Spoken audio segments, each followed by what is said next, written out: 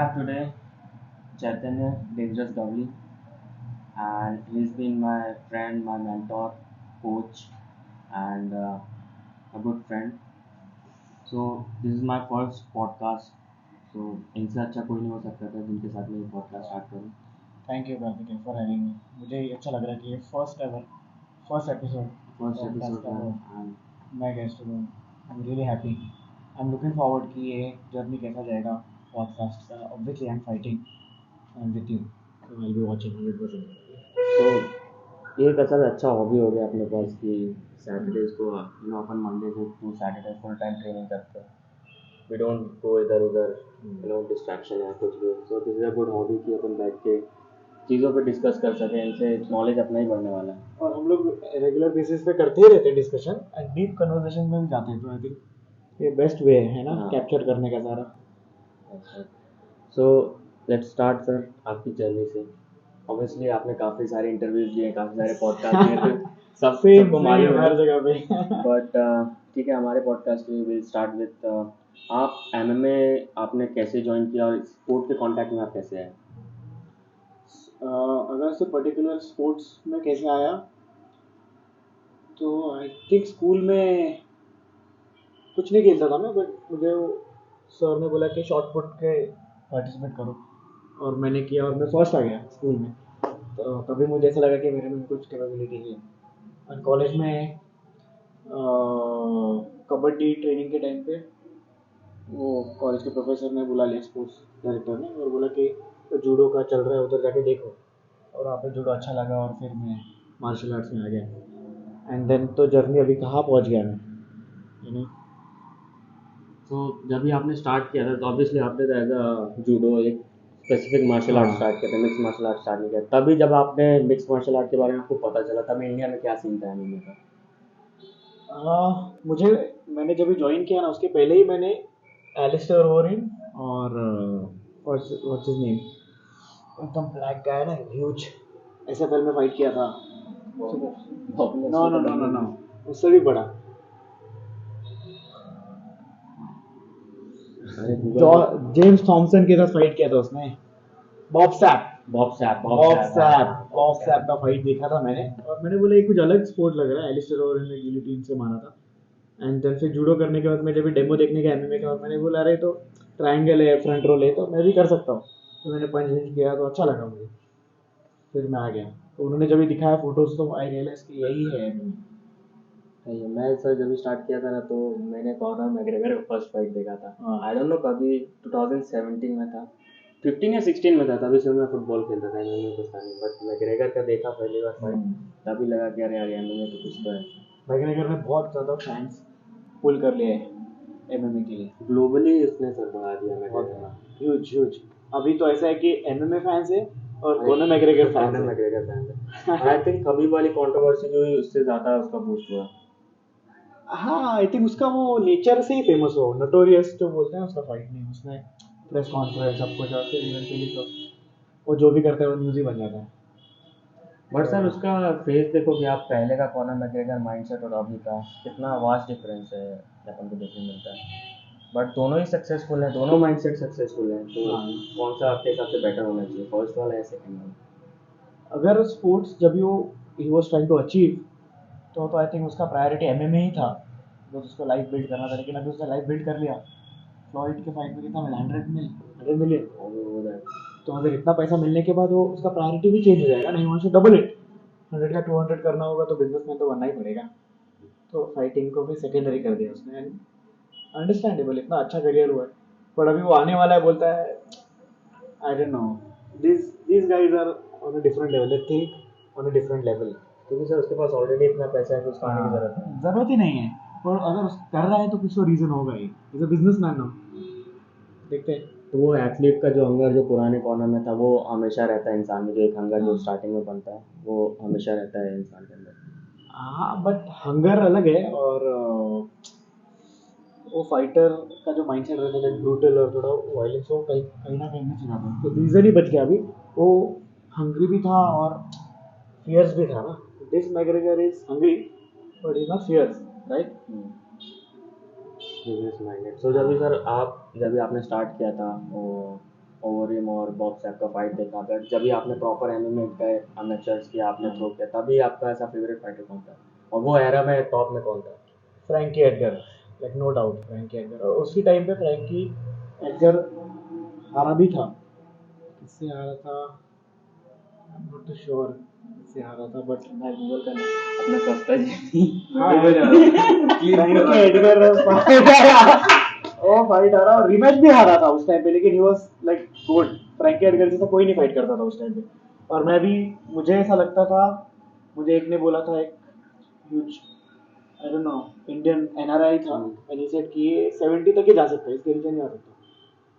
Then sir said कि नहीं और नीचे जा सकता है, एंड देन मैं, मुझे लगा मैं लाइट वेट बनूंगा, फिर फेदर, अभी मैं बैंटम वेट बनूंगा। तो मुझे वो बहुत पसंद था, striking and wrestling and BJJ. Frankie Edgar top में था, प्राइम में था शायद वो टाइम पे। प्राइम में था वो, किससे हारा मुझे देखना है। कोई रिसेंट है? नहीं नहीं नहीं, वो तो बहुत लॉन्ग recent टाइम, है, okay. 2011 और गैरी 2012 मेनार्ड, गैरी मेनार्ड, ते ट्रायलॉजी बेन ट्रायलॉजी झाली होती। Anderson, Ben Henderson, Ben Henderson तो बहुत लॉस है ना। यस, यस, बेंसन हेंडरसन, दो लॉस है, दो लॉस है, और ऐसा लगता था जीत गया और हार गया। और बट उसने भी दो कितने वेट कैटेगरीज में फाइट किया था? फ्रैंकी एडगर लाइट वेट ही था। वो लाइट वेट था, तभी लाइट वेट में करता था, फिर वो फेदर में आया, फेदर में है ना अभी, फेदर, हाँ, इस फेदर। और वो बैंटम भी कर सकते हैं, बट अभी एज उसके साइड पे नहीं है। एज का टॉपिक तो अलग ही है। बट हाँ उस टाइम पे तो, एंड देन जीएसपी ऑब्वियसली, अगर कोई एमएमए फाइटर उसको जीएसपी नहीं पता है तो फिर तो कुछ नहीं है। तो जीएसपी ये लोग ने इस बार में आइडिया, और एक मैं हमेशा नाम मेंशन करता हूँ, जेजे एमरोस, क्लास में भी बहुत बार बोला, वो एक मेरे लिए फर्स्ट टाइम आइडल था। कोई फाइटर आया, फाइट करके आज लैंड हुआ और मॉर्निंग में वो जिम में वर्कआउट कर रहे हैं, फाइट से आया तो गया, उसको पता चला कि हाँ स्पोर्ट्स पर्सन को कैसा बिहेव करना चाहिए और हाउ ही शुड हैंडल। देख के मैं और मोटिवेट हुआ, किया नहीं मैंने इतना फॉलो, बट जितना कर सकता था ट्राई किया। सर जब भी आप पहली बार ऐसा बाहर ट्रेनिंग, ऑब्वियसली आप इंडिया में अपना ट्रेनिंग कर रहे हैं, एमएमए कर रहे हैं, और वो टाइम पे भी, अब वो टाइम पे आपको कुछ प्रूव करना था, तो ऑब्वियसली हंगर बहुत ज़्यादा रहता है वो टाइम पे, ना नाम बनाना कुछ, बस स्टार्टिंग से बनाना है। वो टाइम पे आप बाहर जाके बड़े बड़े फाइटर्स से मिले, उनके साथ ट्रेनिंग किया, तो कैसा फील आया आपको, क्या लगा? फर्स्ट टाइम गया तो डायरेक्ट कंपटीशन के लिए गया बीजेजे, और वहाँ पे देखा सारे अंडर आर्मर। मैं कितनी बार ये बता चुका हूँ किस्सा, वो रियली देख के ऐसा लगता है कि अरे ये लोग बहुत ज़्यादा प्रोफेशनल है। उनका किया तो it felt nothing, they are like us only. कुछ तो एलिट प्लेयर्स मिलते ही है, बट बाकी सब मुकाबले स्किल लेवल तो हमारा अच्छा ही है। पर जब मैं रियली ट्रेनिंग करने गया, एके गया था मैं 2015 में, तो काफ़ी अच्छे फाइटर्स के साथ ट्रेनिंग करने मिला, तो रियलाइज हुआ कि वेयर वी स्टैंड और उनसे क्या सीख सकते हैं ना। मुझे ऐसा लगता है कि हम लोग ट्रेनिंग पार्टनर से भी बहुत ज़्यादा सीखते हैं उनके साथ करके, या उनसे डोमिनेट हो जाते हैं, या भी डोमिनेट एंड वी अंडरस्टैंड। तो आई थिंक मैं इतना इंटरनेशनल ट्रैवल किया, शायद यही मेरा बेनिफिट था मेरे डेवलपमेंट में, मेरे गेम के। बट बोलते हैं ना सर कि आप एक हाई परफॉर्मर के साथ रहते हैं ना, तो जो आपका जो, आप कुछ नहीं करोगे, बस उसकी कंपनी में रहो एक हाई परफॉर्मर की, तो हाँ। आपका जो ओवरऑल गेम होता है या ओवरऑल इम्प्रूवमेंट होता है वो 15% होता है। सो आप कुछ नहीं कर रहे हो, अगर आप एक चैंपियन के साथ या हाई परफॉर्मेंस के साथ बस हैंग आउट भी कर रहे हो ना, तो आपका लाइफ में ओवरऑल परफॉर्मेंस 15% इम्प्रूव होता है। और वहीं अगर आप लेजी पर्सन के साथ अगर डील करते हो तो 30% तक ड्रॉप होता है। ऐसा एक वो वो 30 क्या ज़्यादा ही ड्रॉप हो जाएगा। मैं निक के साथ यूएस गया था, तो वही मेरे लिए कुक करता था, ब्रेकफास्ट भी कुक करता था, लंच डिनर सब, इवनिंग स्नैक्स भी कुक करता था। तो उसके जैसा लाइफस्टाइल हो गया था, तो मुझे रियलाइज हो कि कार्ब्स खाने का ज़रूरत ही नहीं है, टाइम टू टाइम कैसे खाने का। बट वही है ना, वो हाई परफॉर्मर्स उस जगह पे है because they sacrifice so much to stay that discipline. हम लोग साथ में रहते हैं तो वी डेवलप, बट कहीं ना कहीं जब खुद पे बात आती है तो we slack little. But eventually हमको तो बनना ही पड़ेगा ना वैसा। तो अभी इंडिया में सर जब भी आप कर रहे थे ऑब्वियसली तब इतना एमएमए किसी को नहीं मालूम मालूम था। मेरे को खुद एमएमए 2017 में आई थिंक मालूम चला कि एमएमए स्पोर्ट भी होता है कोई। तो वो टाइम पे वो टाइम पीरियड में आपने ट्रेनिंग किया और आपने राइज ऑफ इंडियन एमएमए और इंडिया में एमएमए का जो सीन है वो कितना इम्प्रूव हुआ ये भी देखा। तो क्या डिफरेंस आपको समझ में आया, कितना चेंजेस थे? वाह, गेम तो बहुत चेंज हुए हैं। मैंने जब शुरू किया, देन जब भी मैंने प्रो फाइट शुरू किया तभी गेम चेंज हो गया। मैंने 2012 जब भी मैंने प्रो डेब्यू किया, उस टाइम पे उसी इवेंट में मैंने इंटरनेशनल फाइटर्स को फाइट करते देखा फर्स्ट टाइम। तब तक तो मुझे पता भी नहीं था एमएमए बाहर कैसा दिखता है केज में, और मुझे रियलाइज हुआ कि ये लेवल है। गुरदर्शन, गैरी मंगत और लैक, उसको लैक बोलते हैं, his name Lakhwinder Singh Sekhon, Canada से, वो लोग अमेजिंग लेवल। 2012 की बात है। एसएफएल। हाँ, एसएफएल में आए थे। SFL was the biggest event उस टाइम पे। फिर 2015-16 तक मैं एक्टिव था। फिर मैं थोड़ा सा आई गॉट पर्सनल इश्यूज की वजह से मेरा थोड़ा कुछ साल मैंने ज़्यादा कंप्लीट नहीं किया। बट उसी पीरियड में जो बूम हुआ है 16, 17, 18, 19, अलग ही लेवल पे बीजेजे तो बहुत ज़्यादा, मतलब मैं तो पहले से देख रहा हूँ। यू केम इन तो यू सॉ कि बीजेजे भी पहले से राइड में भी था। मैंने देखा पहले तो एमएमए जिम्स नहीं थे, आने लग गए, उसके बाद तो बीजेजे ने कवर ही कर लिया पूरा। बट आई थिंक सर बीजेजे जो स्पोर्ट है वो इधर इंडिया में भी देखो और मोस्टली बाहर जितना फेमस है तो ज़्यादा अट्रैक्ट नॉर्मल लोगों को बीजेजे कर रहा है। ऐसा Yes. क्या लगता है आपको बीजेजे में? ऐसा क्या है? बाकी मार्शल आर्ट भी लोग करते हैं पर जो बीजेजे में जो घुस जाते हैं लोग और उसको पसंद आने लगता है, हॉबीज को भी बीजेजे बहुत अच्छा पसंद आने लगता है, वो लोग परफॉर्मर बन जाते हैं, वो लोग कम्पीट करते हैं। तो क्या बीजेजे में ऐसा लगता है आपको अच्छा? मतलब इट्स बीजेजे तो ज़्यादा फन है स्ट्राइकिंग से देखे जाएगा तो स्ट्राइकिंग में ही फन है। बट जब भी बीजेजे कम्पिटिटिव हो जाता है ट्रेनिंग में तो भी इंजरी का चांसेस बहुत कम है। बट जब स्ट्राइकिंग ट्रेनिंग कम्पिटिटिव हो जाता है तो देयर इज अ चांस कि विल गेट इंजर्ड। और हर किसी को पसंद नहीं है ना पंच और किक का खाना, करने में तो सबको ही मज़ा आता है। बट बीजेजे ऐसा है कि इट्स लाइक अ चेस, ज़्यादा ब्रेन यूज़ करना पड़ता है। मैं क्लास लेते हुए बहुत बार बोलता कि वी आर नेचुरली प्रेडिटर। हम लोग शिकार करके खाते थे ना, हमारे एंसेस्टर, तो हमारे बॉडी में बिल्ड है वो दैट ग्रैपलिंग, तो मज़ा आता है। देन उससे स्ट्रेस रिलीज होता है। और क्या बोलेंगे, बीजेजे ऐसा बहुत रिलैक्सिंग भी लगता है। Relaxing, आपको वही। ऐसा ना ज़्यादा सोचना है ना ज़्यादा स्ट्रेस करना है, बस ऐसा फ्लो करते रहो और स्ट्रेस रिलीज होता है, रिलीज होता है। इसीलिए वो लोगों को पता नहीं चलता। इवन मैं भी कभी बैड डे होगा तो ट्रेन करने के बाद आई फील गुड। हर किसी का ऐसा ही है, ट्रेनिंग नहीं करो तो फिर you feel I know lethargic. But India में ऑब्वियसली अभी बीजेजे का ज़्यादा, और एक कौन किसमें एशियन गेम्स में शायद आया है, बीच गेम्स बीजेजे आ गया, एशियन गेम्स में आ गया, पहले एशियन बीच गेम्स में था। That means is good opportunity BJJ वालों के लिए। एशियन गेम में मेडल जीत लिया तो काफ़ी चीज़ें इजी हो जाएंगी उसके लिए। गवर्नमेंट रिकॉग्नाइज्ड हो जाएगा। गवर्नमेंट जॉब मिल जाएगा। और जो एक एथलीट, अभी जो एलिट लेवल के एथलीट्स है एमएमए और बीजेजे में, एलिट होके भी गवर्नमेंट का रिकॉग्निशन नहीं है। बट एक बीजेजे में जाके एशियन मेडल जीतेगा तो उसको रियली पूरे कंट्री में ही ज़्यादा रिकॉग्निशन मिलेगा।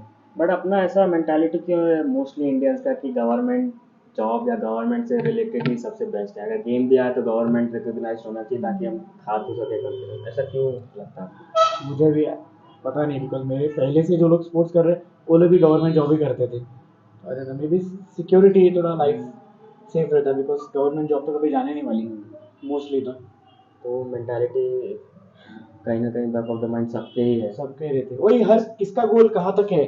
सम people are not happy, some कुछ लोग बोलते हैं कि मैं इससे भी आगे जाऊंगा, तो शायद मैंने भी नहीं सोचा। अगर कुछ लोग रहते हैं ना सर जो सोचते नहीं है कि बहुत आगे जाऊंगा, बट वो गेम में जब भी घुसते हैं कोई एक चीज़ को पकड़ते हैं तो वो इतना अच्छा लगने लगता है कि वो बस उनको आगे बढ़ना, उनको एंड रिजल्ट से मतलब नहीं रहता था, बट उनको प्रोसेस ही इतना पसंद आ जाता है, प्रोसेस से ही प्यार हो जाता है। प्रोसेस से प्यार हो जाता है, यस। और जितना जीते उनको इनफ नहीं लगता, बट फिर वही लोग लेगेसी क्रिएट करते हैं। बट मेरे हिसाब से कुछ लोग ऐसे भी रहते हैं ना कि जिनको प्यार, जैसे माइक टायसन बोलते हैं ना, discipline is doing what you hate to do it like you love it. तो लोग ऐसा करियर को भी लेते हैं कुछ लोग कि उतना पसंद नहीं है, अगर इससे थोड़ा इजी टास्क मिले और थोड़ा पैसा भी मिले, इजी लाइफ मिले तो लोग शायद वो चूज़ करें। बट वो कुछ लोग ऐसे बैकग्राउंड से आते हैं ना, वो hard core background, tough background के लोगों को कुछ ऐसा प्रूव करना रहता है कि प्रोसेस क्या धाड़ में मेरे को रिजल्ट चेंज करना होता है, पूरा चेंज करना होता है। तो वैसे लोग भी यस कमाल कर देते। बट वैसे में बहुत डिसिप्लिन क्या लगता है, वो क्या चाहिए ज़्यादा? डिसिप्लिन तो होना ही चाहिए और हंगर भी होना चाहिए फॉर श्योर। बिना डिसिप्लिन के तो कोई आगे नहीं बढ़ सकता। बट सिर्फ ये 2-3 फैक्टर्स ही नहीं है। अगर सक्सेसफुल एथलीट बनना है तो कोचेस चाहिए, प्रॉपर न्यूट्रिशन चाहिए, वो तो अलग पार्ट हो गया। बट फर्स्ट तो उसको ही रियलाइजेशन होना चाहिए कि उसको ही लाइफ चेंज कैसे करना है और कहाँ तक जाना है। इफ़ यू थिंक कि मैं नेशनल में गोल्ड मेडल लेके ही गवर्नमेंट जॉब ले लूँगा, तो भी अच्छा ही गोल है। जिनके लिए सूटेबल है उनको गवर्नमेंट का क्वार्टर मिल जाएगा, उनका ड्रीम फिनिश हो गया। बट कुछ लोग ऐसे होंगे जो नहीं, यहाँ पे खेलूँगा, उसके आगे भी जाऊँगा, उसके आगे भी जाऊँगा। तो वही लोग, तो वही है, क्या बोल सकते हैं उसको, ड्राइव, वो जो इनर ड्राइव होता है उनका। तो अभी इंडिया में और लाइक UFC जो है वही है MMA का जो बोलते हैं सबसे टॉप ऑर्गेनाइजेशन, बोल लो आप क्या बोल लो, कि लोगों को वही जाना है। तो जो अगर कोई MMA एथलीट आता है, MMA फाइटर आता है, उसका एंड गोल रहता है UFC, सबसे बड़ा वही है। तो आपको क्या लगता है कि इंडियन फाइटर्स का कितना पोटेंशियल और कितना पहुंच सकते हैं? जैसे अभी अंशुल जुबली फर्स्ट इंडियन तो भरत खंडारे था, बट अभी Yes. सेकंड अंशुल जुबली होने वाले।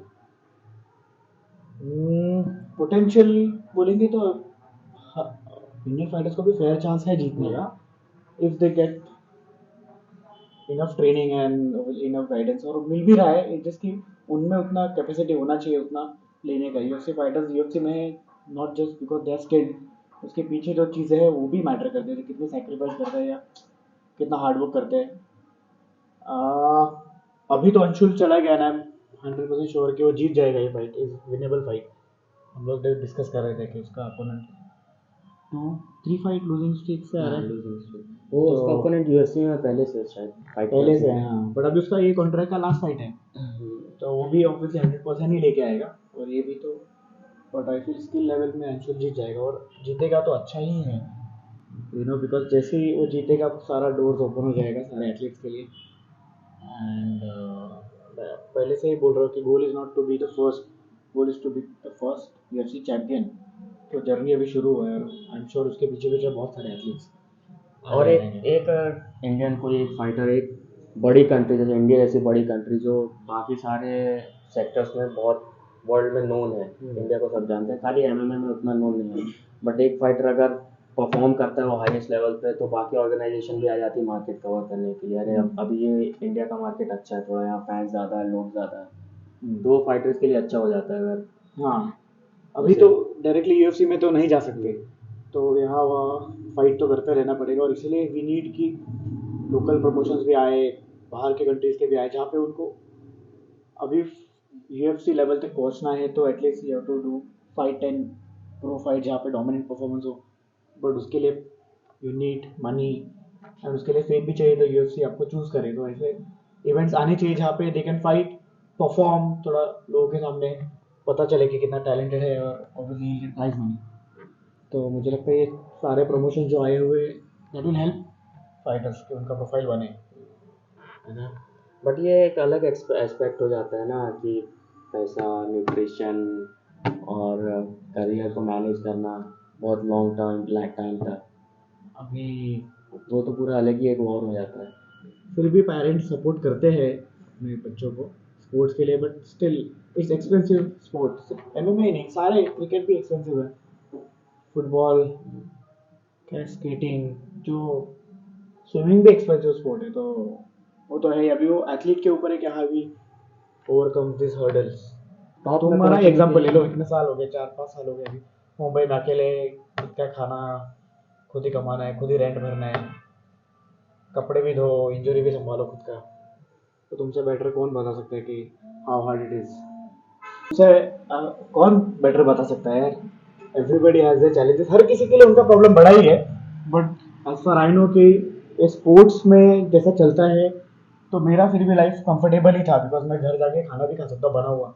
But I can see you managing everything, और अभी भी हंगर कम नहीं हुआ है, या फिर थक हार के बोल नहीं दे कि मैं चले जाता हूँ या शूटिंग लाइन में घुस जाता हूँ। बट तो तुम यू टेल अस ना, जो देख रहे हो तो बताना चाहिए। Shooting guys, that is another story. So I think top में पहुंचने के लिए ना आपको आपके अगेंस्ट हर चीज होती है, everything is against you when you are trying to reach at the top. तो उसमें बस आपके पास एक ही सॉल्यूशन रहता है कि you have to just go through. आप कैसे भी निकालते हो, क्या करते हो, उससे किसी को फर्क नहीं पड़ता। लोग बोलते हैं ना जर्नी मैटर करता है, जर्नी उस बंदे के लिए मैटर करता है जो वो रास्ते पे चल रहा है, बट दुनिया को सिर्फ रिजल्ट दिखता है। कि आप क्या कर रहे हो, कैसे चल रहे हो, डजेंट मैटर। लोग जाके एंड रिजल्ट देखेंगे। और एज अ पर्सन अगर ठीक है आप खुश हो, आपने वो जर्नी पे आप आगे गए और अपनी लाइफ से और अपने हार्डवर्क से आप सेटिस्फाई हो, तो ये भी फर्क नहीं पड़ता कि दुनिया क्या बोल रही है।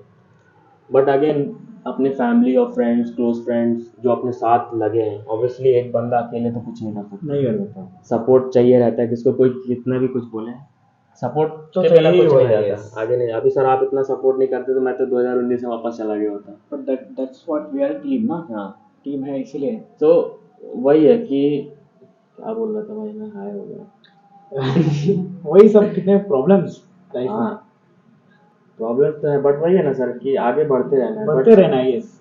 रिजल्ट अपन को एटलीस्ट बाकी दुनिया के नहीं लिए नहीं, बट फैमिली और फ्रेंड्स जिन्होंने इतना सपोर्ट किया उनके लिए तो अचीव करना है कि अपनी रिस्पॉन्सिबिलिटी बन जाती बट यू नो कार्तिक, अभी मैं I am fighting over the years, और पहले तो मैं भी, मेरा भी था कि घर वालों को प्रूव करके दिखाना है, but eventually at some point you realise कि you are doing it for yourself, कि तुमको जब एक खुद से सेटिस्फैक्शन मिलेगा या फील होगा कि यस मैंने क्या बोलेगा, मैंने इनफ किया with my talent, you know, तभी तुम्हें रियलाइज होगी अभी ये खुद के लिए करूँगा। बट या that is true, because responsibilities भी है एज अ मैन, तो हमारे ऊपर रिस्पॉन्सिबिलिटीज है जो if you don't make it तो फिर कौन हल्के में लेते हैं लोग। मैं क्या बोल रहा हूँ, कोई है ना? ऑप्शन ही नहीं है, मतलब like facing is the only option. हारो तो भी लोग बोलेंगे, जीतो तो भी बोलेंगे। वो कोट है ना सर, इधर विन और पेरिश। हाँ true, That is but the perish तो ऑप्शन ही नहीं है, जिसने भी लिखा है इज आई डोंट नो, अगर ट्राई भी करते रहेंगे तो भी वो क्या बनेगा, मिसाल ही बनेगा। बरोबर हो ना मैं, ऐसा थोड़ी कि क्या ट्राई करा था, अरे स्टूपिड था, ऐसा तो नहीं बोलेगा। बट मेरे हिसाब से ना अगर आप दिल लगा के हार्ड वर्क करो ना, तो जो लोग बंदे आपको बहुत पर्सनली जानते भी नहीं है वो भी आपको ऐसा अप्रिशिएट करते हैं, यार बंदा कर तो रहा है। हाँ वही तो करने वाला हो या कुछ भी हो, बट वो बोलेगा जरूर कि बंदा कर तो रहा है। ट्रू ट्रू, वही जरूरी है। डेविड गॉगिंस का सर वो बोलता है ना कि मेरे को फर्क नहीं पड़ता कि तुम मेरे को लाइक करते हो या हिट करते हो, बस इतना मेरे को सुनना है तुम्हारे मुंह से कि he didn't give up, that man didn't give up.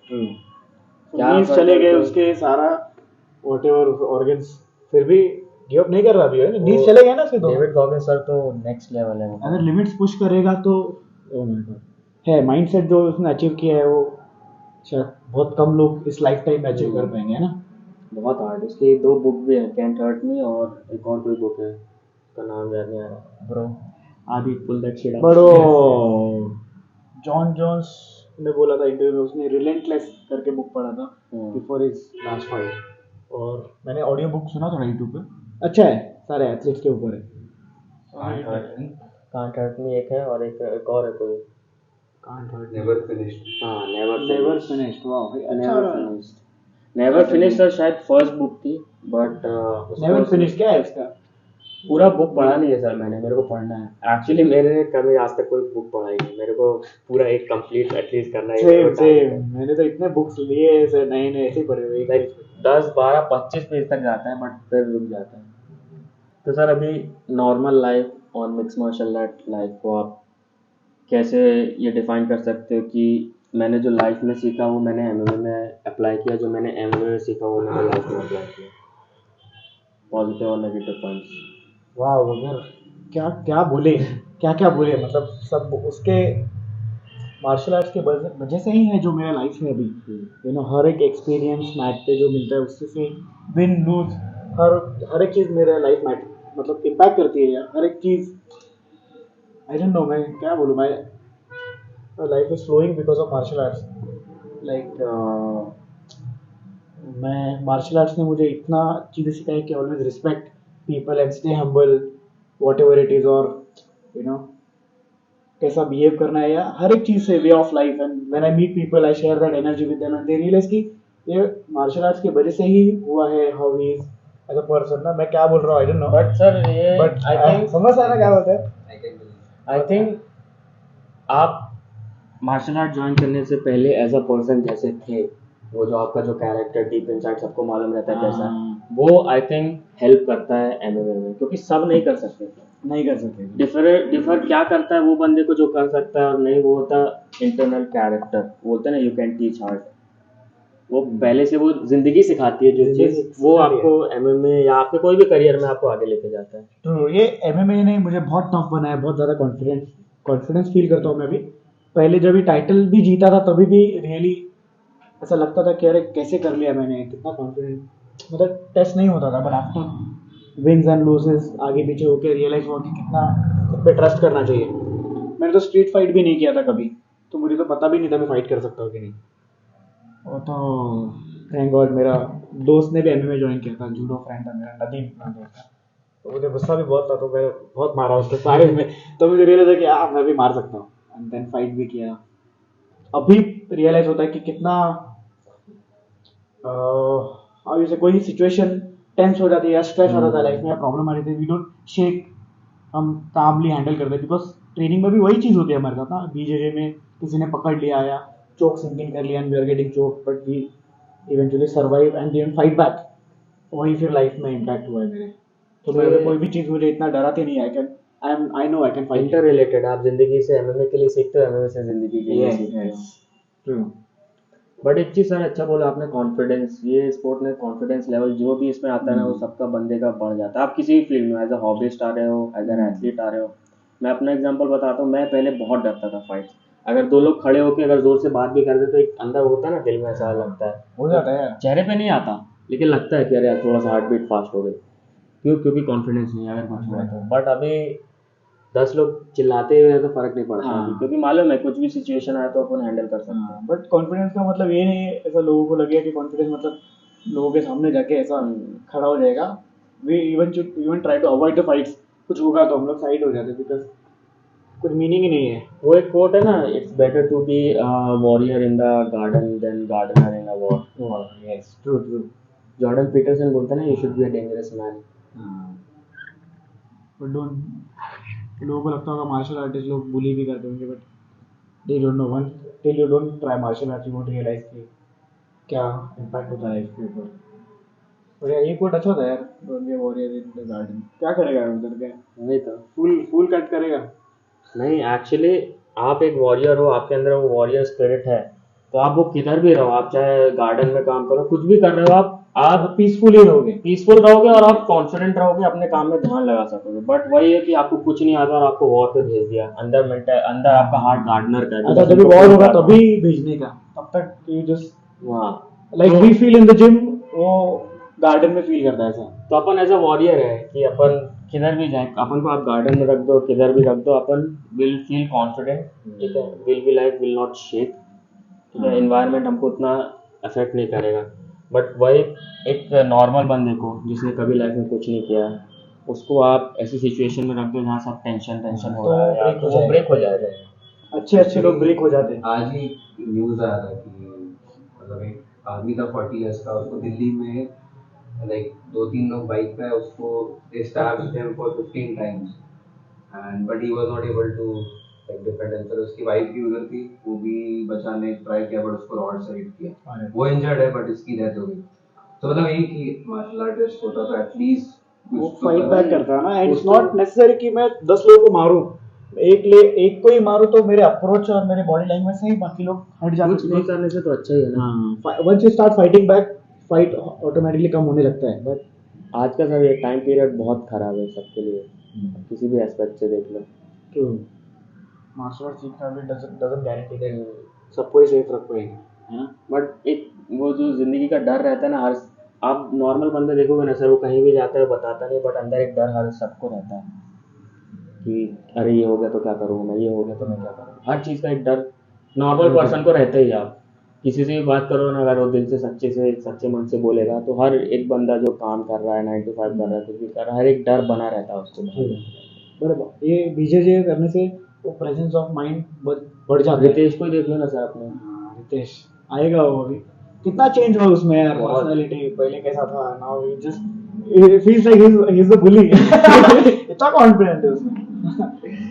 Office वाले को भी कुछ समझते नहीं। हाँ, ऑफिस भी करता है, मानना पड़ेगा।